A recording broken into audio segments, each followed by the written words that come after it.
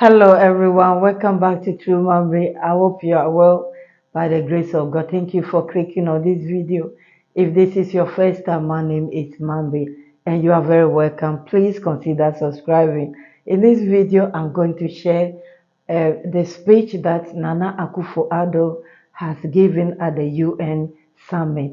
The speech is very powerful, but what caught my ears about this speech is democracy. Democracy, he talk about how those who preach democracy do not do it. They do the opposite. And I said, yes, you are speaking my language. Now the pending has dropped, as the English would say.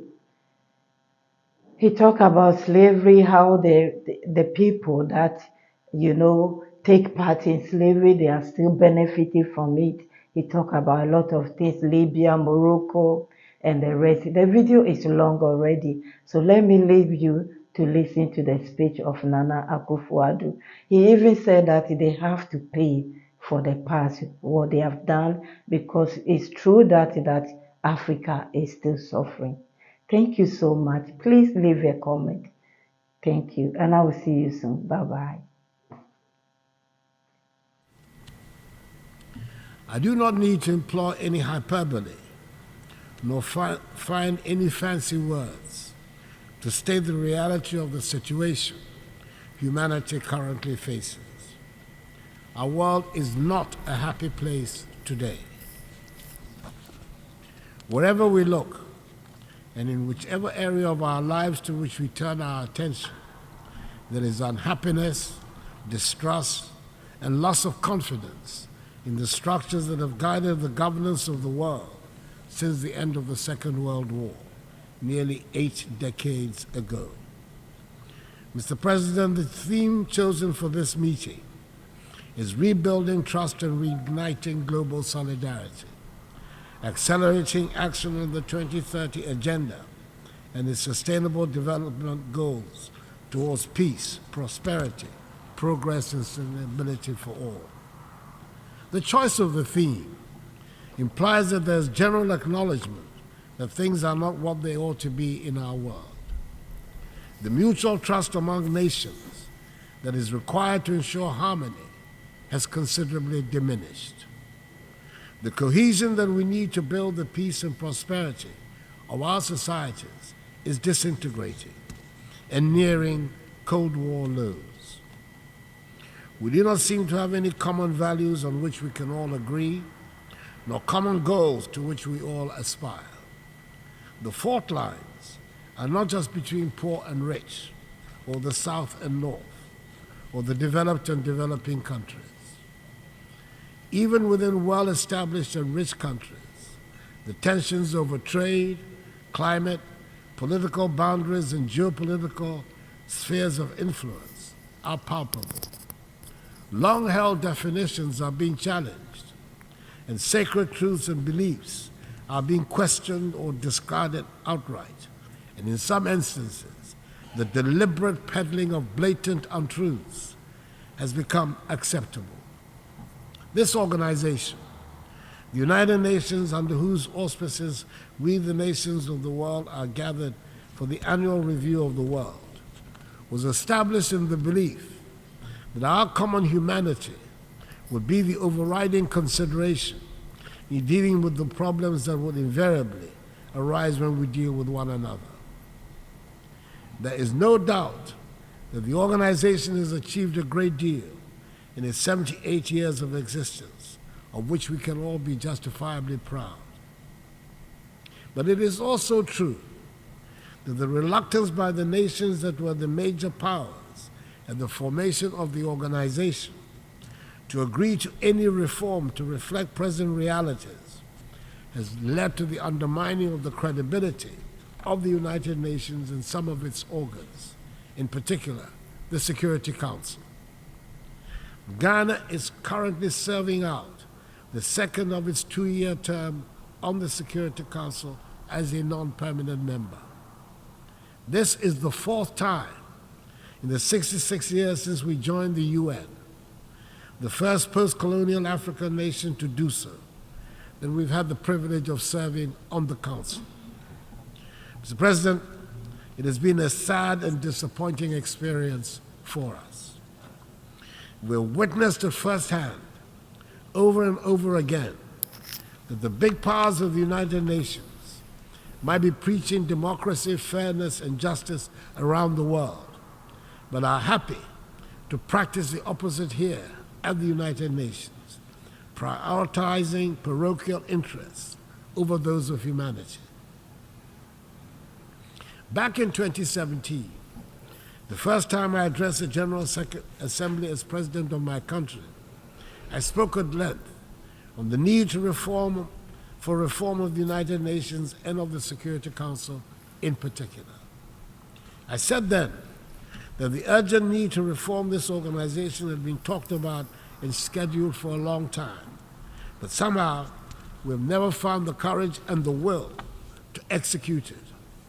I said then that Ghana supports UN reform, especially of the Security Council, as set out in Africa's common position on UN reform, based on the Eswatini Consensus. Mr. President, I said then that the time was long overdue to correct the long-standing injustice that the current structure and composition of the United Nations Security Council represent for the nations of Africa. After serving on the Council at this difficult time in the world, our views on the need for reform have been even more strongly reasserted. We cannot continue to preach democracy, equality, and good governance around the globe. We cannot insist on peace and justice in the world when our global organization is seen by the majority of its members and the people of the world as hampered by an unjust and unfair structure.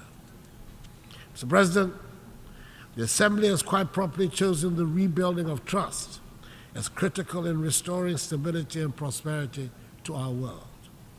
We cannot rebuild that trust when the organization that should bind us is seen by many as helping to perpetuate an unfair world order, which is reinforced by an inequitable, dysfunctional global financial architecture.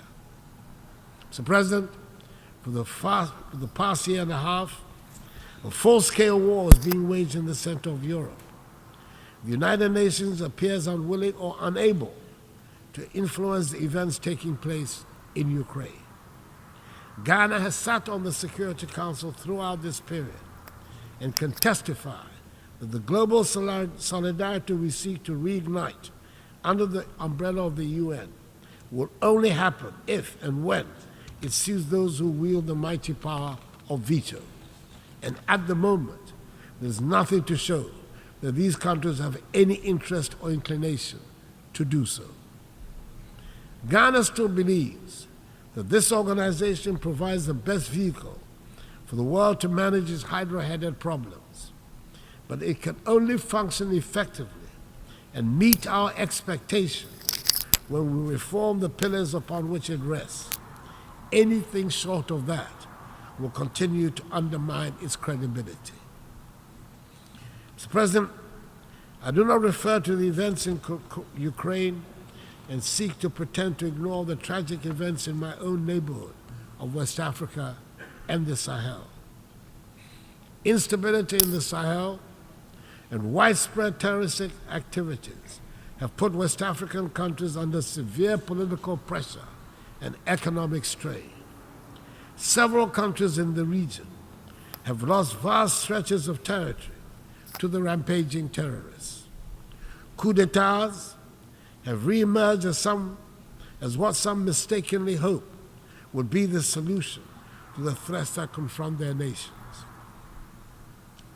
We in the West African region are trying as best as we can, under the very trying conditions we face, to deal with the situation.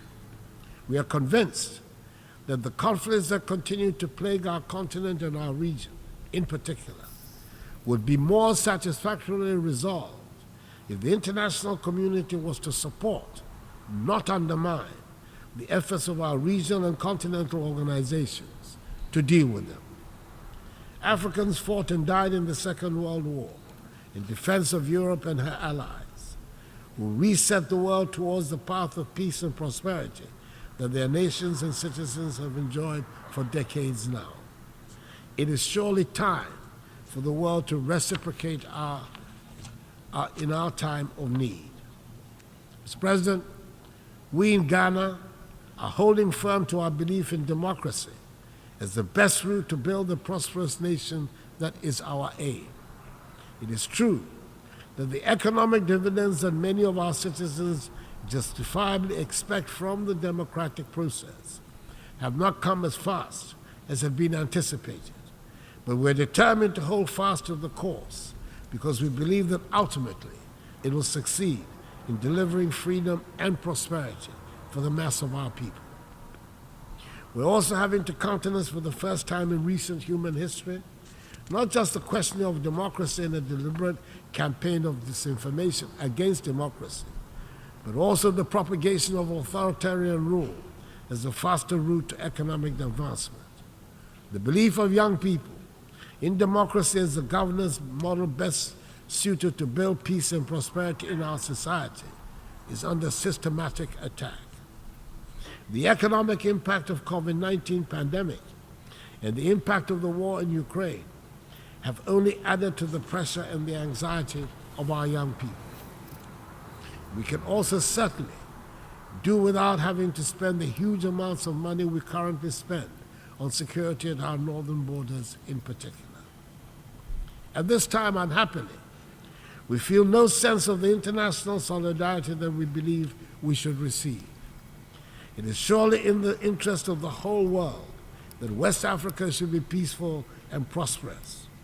We want our young people to be part of a peaceful and prosperous West Africa, rather than part of the thousands that arrive at an unwelcoming Europe after perilous journeys across the Sahara and the Mediterranean Sea.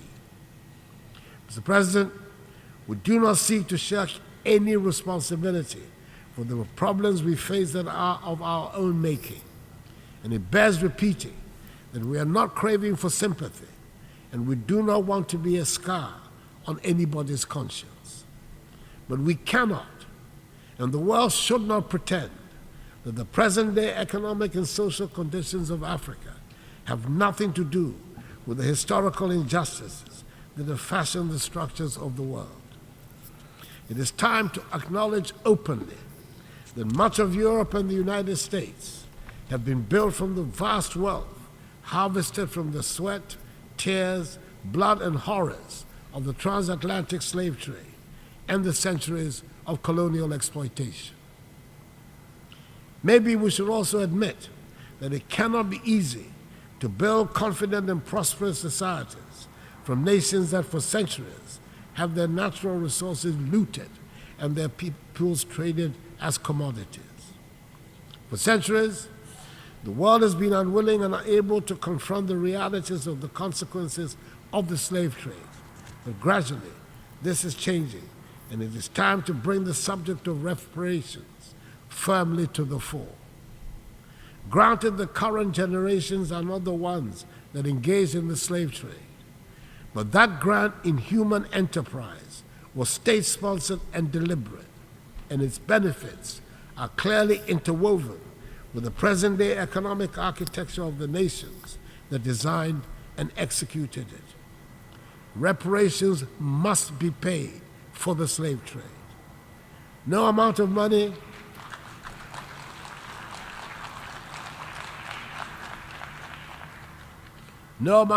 will ever make up for the horrors, but it would make the point that evil was perpetrated, that millions of productive Africans were snatched from the embrace of our continent and put to work in the Americas and the Caribbean without compensation for their labor.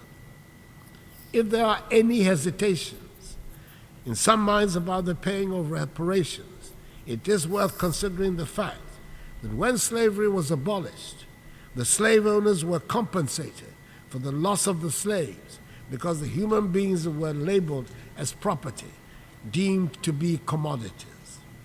Surely, this is a matter that the world must confront and can no longer ignore. The African Union has authorized Ghana to hold a global conference on the issue in November in Accra. It is probably also the time to return to that vexed subject of illicit financial outflows out of the continent of Africa. I refer to the report of the panel chaired by the highly respected former South African President Thabo Mbeki on the illicit flow of funds from Africa, which states that Africa is losing annually more than 88 billion United States dollars through illicit financial outflows. Yes, those monies too must be returned to the continent. It is difficult to understand why the recipient countries are comfortable about retaining such funds and are happy to call those countries from whom the monies are taken as corrupt.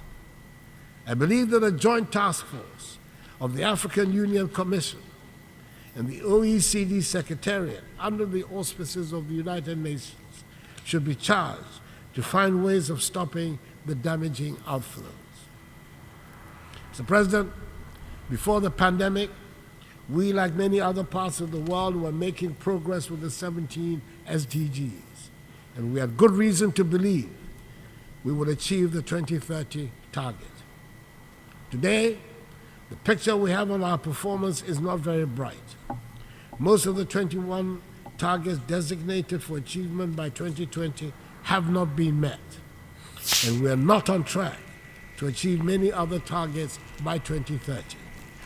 According to the 2023 SDG report, just 12% of the SDG targets are on track to be achieved. Progress on 50% of the targets is weak. The most disappointing part is that we have stalled or retrogressed more than 30% of the targets. We need to accelerate action on the entire project. Mr. President, it is within our capacity to turn things around.